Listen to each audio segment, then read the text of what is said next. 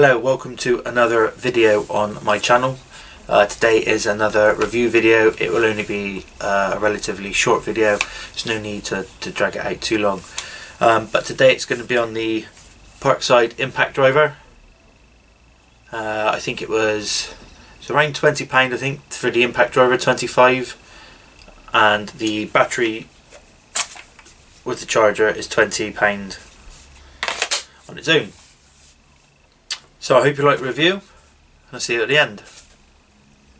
So when you first buy the impact driver, it comes in this box.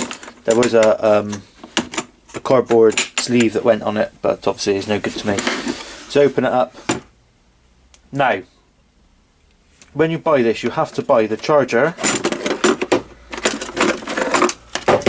and the battery separately to the impact driver. So now I've removed the box, you can have a look at this impact driver. So like all impact drivers, it comes with a forward and a reverse switch, and then a neutral which locks the trigger. You have your typical quick release hex bit fitting on here, and then you also have a bracket so it can hang on your belt should you wish to carry it about with you. So moving on to the battery, as I said, you have to buy the battery and the charger separately. I think it was £20 for these, but you can use these batteries in about 4 or 5 different tools I've seen. That's without researching what other tools are available. So with this battery, which is a really good feature especially for a cheap battery, is it has a battery life indicator, so you can see this is fully charged. And basically the charger just has a red and a green light for fully charged and charging. I think it flashes whilst it's charging, and obviously the battery just slips in it like that. Another feature of this impact driver is it has a light situated just here, and you only have to just squeeze the trigger for it to come on. You don't have to have it running. Now, I bought this impact driver probably 5-6 months ago, purely with the intention of using it on the vehicles that I've got. So I was going to put the quarter drive extension bit in, and then use impact sockets just to undo various nuts and bolts. I have used this in Geneva in December.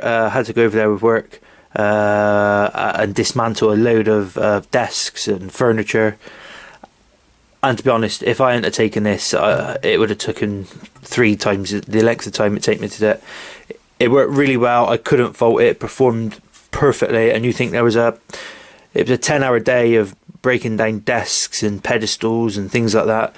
And the battery life dropped down to 2/3. So I popped it on charge overnight, even though it didn't need it. But yeah, faultless. Couldn't fault it at all. So now let's do a comparison between the two. So I've got my trusty Stanley Fatmax that I use all the time for everything and anything, in a garage, in a workshop, woodworking related, everything I use that for. And obviously this one, now I've had time to use it, I know what it's capable of. This one claims it can perform to 180 newton meters of torque, max torque, and this one is 150. I think the best thing to do now is to compare the two by drilling some screws. Okay, so for the test, we're going to use this piece of hardwood. I don't know what this is. It feels really strong and tough, actually. Again, it was off-cut I bought for 25p. Don't think I'm ever going to use it, so we'll try that. But we'll try that one at the end. This piece of pine. Not sure how thick it is actually. Let's quickly measure it. It's inch and 3/4. So we'll try that one, and then we just got this bit of ply. I've pre-drilled it into those in here. We'll drill it in there without it, obviously, without the holes pre-drilled. So I think the first one we're going to use is a Stanley Fatmax. So I'm going to select the screws out of this pot, so that they're the same screws, never been used, and we're going to share the same posi drive bit in each impact driver. So we'll go with the Stanley FatMax first. As I said, there's no holes previously drilled in this block of wood. And this one,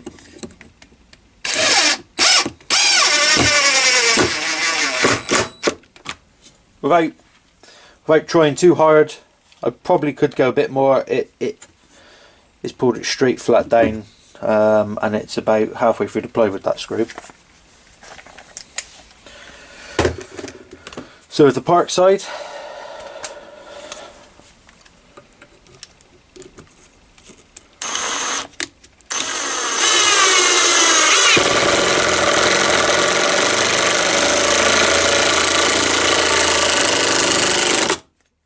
well, clearly that will go on even more.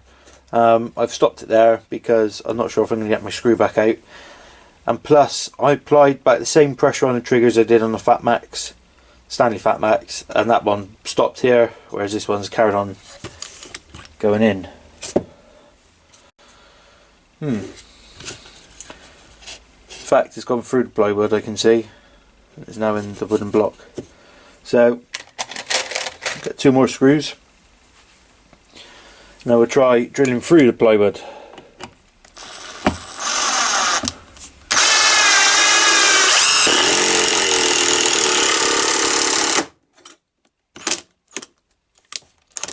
Now, I can't get this out. I kept my finger tight on the trigger end to see how far it would go through. It probably would come out the bottom.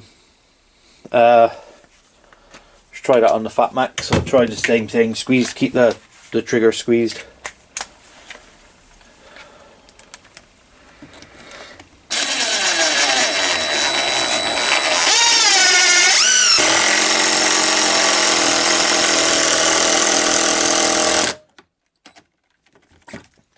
So, going through plywood and this softwood, they perform about the same, really, I would say. The FatMax did what impact driver is meant to do and tighten it up to where it thinks is tight. Obviously, the Parkside one carried on going a little bit, so there's pros and cons to that, I guess.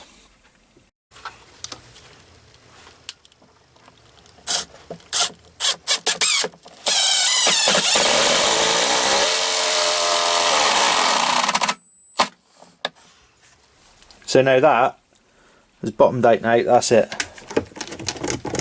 I'll try and get it out now. So that's gone a fair way. Now we'll try the Parkside one.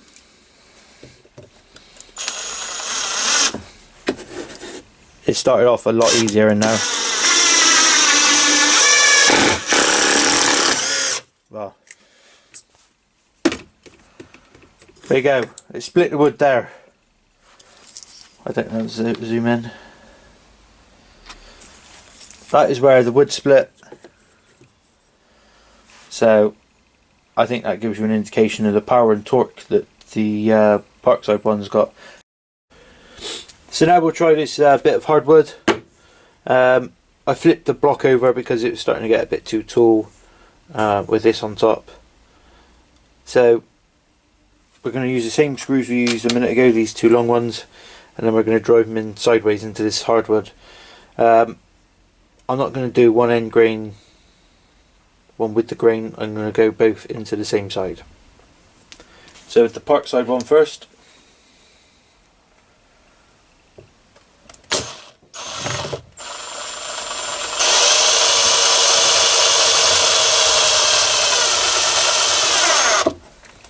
So it took a little bit of time to start. Instantly you can hear it's really having the work to go through here. In fact, it's snapped the head of the screw off. Never had that before. I've never ever had that before.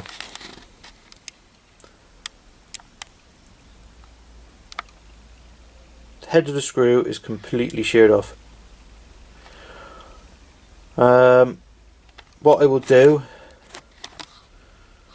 is, well, I'll just have to do the test again a bit lower down. In fact, what I'm going to do is just drill 2 little pilot holes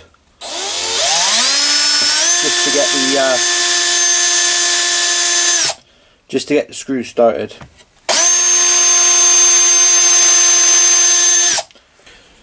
So 2 new screws. Let's go again.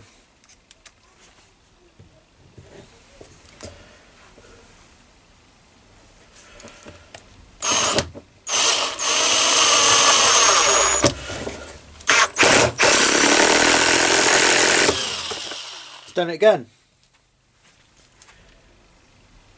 It sheared the head of the screw off. Unbelievable. Unbelievable. Let's try the Fat Max.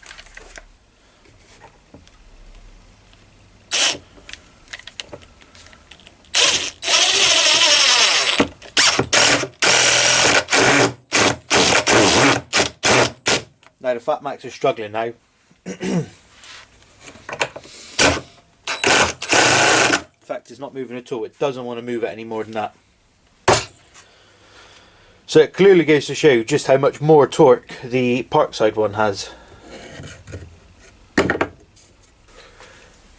So as I've already stated, the Stanley Fat Max has a max torque of around 155 Newton meters, I think it is, and this is 180. Clearly, as you've just seen now on that test, it does have a lot more torque than the Stanley Fat Max, but it was also to its detriment in some respects. So I know with this trusty Fat Max, Stanley Fat Max, that when it drives the screw into the wood, it's going to drive it into the depth I require without over tightening it and splitting any wood or anything like that. Whereas a Parkside, probably if you used it a bit more, you could get a little bit more gentle on the trigger, but it does generally just want to carry on driving the screw in, even after it starts making impact noises on its motor, where it was obviously driving the screw in a bit harder. It doesn't seem to slow down at all when it starts doing that. Just, if anything, it wants to carry on driving the screw in. So I know that was only a quick test, basic test of driving in 3 screws into different types of wood, but clearly you can see there that the Parkside one does have a lot more torque than the Stanley Fat Max one that I use all the time for everything. Would I recommend buying this? Well, for me, I've bought this predominantly to use on vehicles, as I said earlier in the video. So for me, yes, because I'm glad that it can perform at those levels of torque, because you try and undo stuff on a vehicle, nuts and bolts, they're corroded, stuck with gunk and oil, grease, got all in there, and it's stuck the bolt together. You can't get them out sometimes, plus all the road dirt gets in there. So for undoing nuts and bolts, it's perfect. I would still use it on woodworking tasks, but I would be very, very, very gentle with it. That said, I think it was £45 for the whole lot. You can't really knock that for an impact driver. And not only that, the battery, as I said, is interchangeable in all their tools that they do, and they're not overly priced, the tools that Parkside do.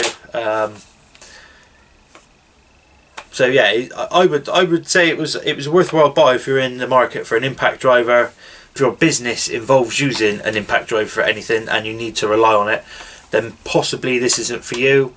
I would look at other ones available on the market. I personally won't be put off buying any more Parkside tools. They do an orbital sander, which when it comes up next, now I've got the battery, I will look into buying. I don't know when they're next up. One thing I noticed in the manual that come with this when reading it is it gives you a website in there. Should the battery ever get damaged, break, or just wear out, there's a website in there where you can go on and purchase a new battery for €20. So again, you can't knock that. So there we go. That's a quick video basically on this impact driver. I just wanted to just show you a quick overview of it in case anyone was thinking of getting it when it comes up next. Well, thanks for watching. Hope you enjoyed. Please like, dislike, whichever suits you. Feel free to share, comment, and of course, if you want to, subscribe. Thanks for watching. See you again.